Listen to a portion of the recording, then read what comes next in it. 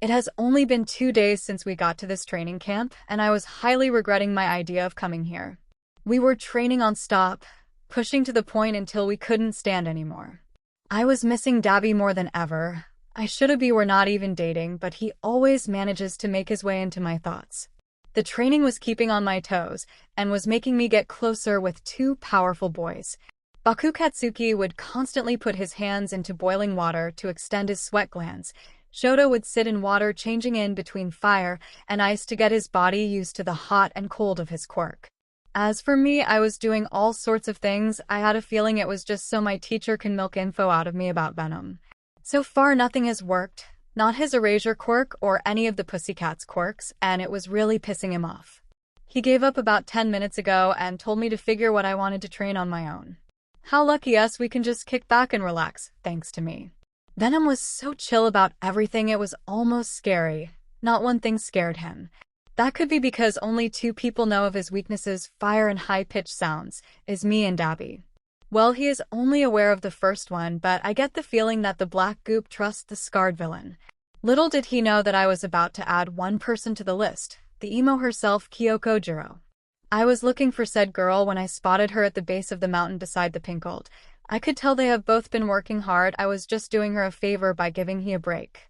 Hey, Jiro, I was wondering if you can help me out for a sec. She stopped jamming her ears into the rock, turning to me with a small smile. Sure, whatcha need? I smiled at her, gently grating her arm and leading her into the forest, getting a weird look from Mina for a second, but she shrugged it off. Where are we going? We still have training to D-dash.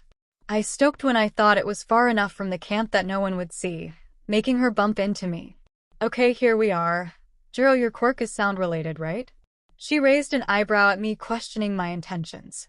Well, kinda, I can make a high-pitched sound with my heartbeat. But can I ask why? She shifted, a little confused with my sudden interest, the parasite in my head getting to what I'm doing. Oh, hell not, I am not going to lose my vessel. That shit's gonna hurt. Venom giving me a headache as he complained about seeing what would happen if my plan worked. Well, you gotta keep this a secret between me and you. My quirk's weakness is high-pitched sounds, and I want to strengthen it so it won't hurt as bad. She looked taken back at what I said, probably because I toiled her valuable information on me. The whole class probably thinks I'm unstoppable. Well, we would be if you would stop telling people about what kills me. I was ignoring Venom at the moment, hoping I could trust the girl I thought of me to help and keep a secret. I would love to help ya. Y/N, safe word is blue. She said with a smile, understanding immediately what I wanted to do, and even providing a safe word to use, which I'm to complaining about. We started right after we had a good idea how strong she should use he quirk, and we were off. In the end, it was hell for me and for her. I learned that she has a bit of trouble controlling how loud she makes her quirk, making the safe word be used a lot. There were some close calls, Venom almost leaving me, but in the end I think it made both of us stronger. My quirk being better at resisting it, and hers betting at controlling the volume. The class and I had just finished super and washing dishes, which was quite uneventful, with me learning the angry firecracker can cook and Shoto talking to Midoriya about something too serious for dinner talk. But the day was finally calling to an end. The last activity of the day, so to start. The test of courage. I was going to destroy this. I mean, I have lived on the streets and have seen some fucked up shit before that. It pains me to say this, but the extra lesson group will be having class wit with me now. And you're coming to, since you were never there in the first place. We all flipped out. Mina, Kiri, Denki, Siro, Sato, and me, of course. What the hell? This is us. Venom was also not happy about the class. All of us student who needed extra lessons attempted to escape, but our teacher was a set ahead of us, using his scar thing to capture us.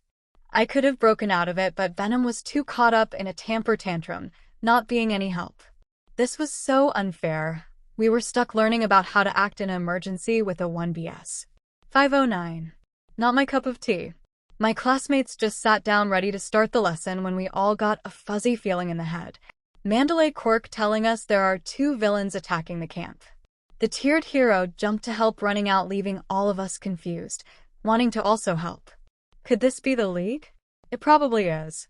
They should be the only others to know about it. This could be bad. My classmates could be hurt. Wait, I'm on the villain's side. Why do I care about that? The Tatch told us to stay put, but I was not going just to sit here and do nothing. I rushed to the window wanting to get a slight idea of what was happening. I gasped at what I was seeing. Dabi the Dabi let massive explosion of flames out toward Mr. Izawa. I lonely wish I could hear what they were saying, as my teacher dodged the attack. He was about to unleash another round of flames but was stoked by the pro's quirk, getting captured by the same scarf I was in a couple minutes ago. My face was pressed against the glass as I watched the blue-eyed villain get hit in the head hard by my teacher's knee.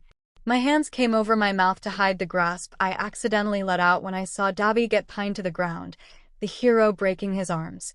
I was about ready to get down there and help when he got out of Izawa's grip, standing unprintable to look him in the eye.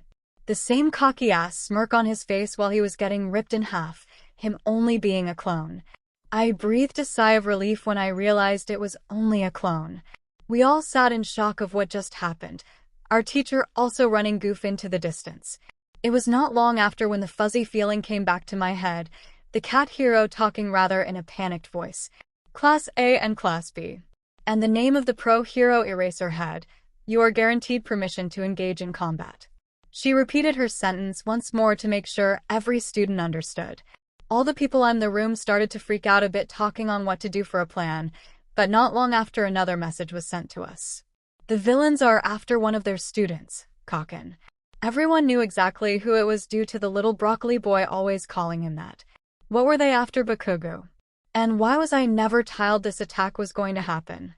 I could have helped and made it so much easier. What the fuck is happening? First I see the Scarface melt, and now the villains are looking for the asshole kid. What the hell? Venom was speaking what I'm pretty sure what all the kids thought. I was not about to just sit around now. I knew Dabi was close and he was going after Katsuki. I need to find him and see what the hell is going on around here. If I do, then I can stop more people from getting hurt on both sides. Not waistline another second, I opens the window and jumped out, letting me fall to the ground. Mask. I yelled just inches from the ground, letting the blackness engulf me, saving me from hitting the dirt. I know, damn, not gonna let you die. Now let's find the stapled fucker, I need to know what's going on. We were off into the foresti, following the only lead we had, the big blue flames. Venom was not too happy about swinging through the hot flames, but it's all we could do not to get roasted alive. I had my eyes peeled looking for the certain villain, when in the corner of my eye I saw a flash of black and white. Propelling myself to the thing, I laid on the ground just behind where I saw the color flash, hiding behind a bush just to be sure it wasn't a threat. But lucky for me, it was just Schweitz. I had the great idea to scare the carp out of him when I suddenly felt breath in my ear. Good to see you again, dollface. I jumped so high you would think I was a kangaroo. I landed on the poor Deadpool knockoff, holding on to him for dear life. Dabi. Do not do that, you almost gave me a heart attack. He was laughing his ass off, and to the point where he could not breathe. I stood up straight, helping the poor man. I body checked into the ground, slightly glaring at the man that made me do so. He finally calmed down and looked at me, still with a smirk. You need to tell me what the hell is going on. Why the hell did I know about this? I yelled, using Venom to throw a twig at him, which he made no effort to not get hit. He put his arms up and opening his mouth to speak, getting cut off. Sorry, but we can't tell you that. Twice yelled, covering Dabi's mouth. I looked at them with a weird look on my face, but not satisfied with the answer that I got. Wow, thanks so much. May as well go find Blasty, since where he is the rest of the league will be. Venom recovered my face, making it go back to the bug-looking self. Wait, Y/N, the patchwork villain started but never got to finish as I swing away. Man, why was I not aware that this attack was happening? Do they not trust me? Who am I kidding? No one trusts me. Not the heroes, not the villains, not even my own siblings. Damn, today has not been a good day. I was sorta a hassle to swing tree from tree, but I got over the fire nicely. But the blue melted away and I was back to nice quiet forest, leaving me with my head. It was almost so peaceful that I forgot about what I was doing, until I was forcefully pulled to the left, making me snap into reality. Wake up, stupid, we need to be looking for someone. My quirk yelled at me, making shake my head to fix my vision. Yeah, I'm looking for the blonde, the always angry blonde. I'm coming, Katsuki. Thanks for watching my video. Make sure to like and subscribe to my channel so you won't miss anything I post.